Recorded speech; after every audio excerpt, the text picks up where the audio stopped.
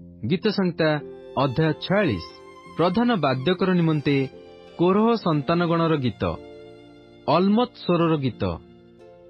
परमेश्वर आंभमानकर आश्रय ओ बल, दुर्दशा कालरे अति निकटवर्ती सहाय। एथिपाई पृथ्वी परिवर्तित हेले हें ओ पर्वतगण समुद्र मध्यरे विचलित हेले हें, तहिर जलराशि गर्जन करी प्रबल हेले हें, तहिर प्लावन रे पर्वतगण कंपित हेले हें, आम्भे माने भय करिबा नहीं।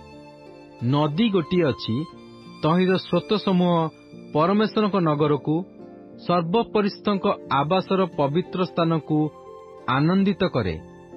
परमेश्वर तहिर मध्यवर्ती, ताहा विचलित हेब नहीं। परमेश्वर अति प्रभातरे ताहार साहाय्य करिवे। गोष्ठी सबू गर्जन कले, राज्य सबू विचलित हेले। से अपना रब उच्चारण कले, पृथ्वी तरली गला।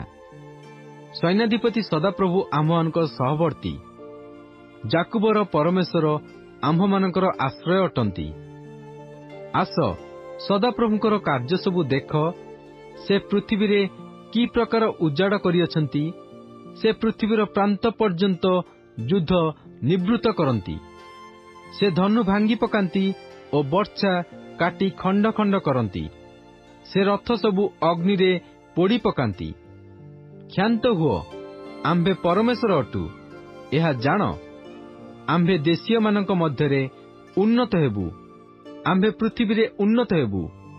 सैन्याधिपति सदाप्रभु आम्भमानकर सहवर्ती, जाकुबर परमेश्वर आम्भमानकर आश्रय अटंती।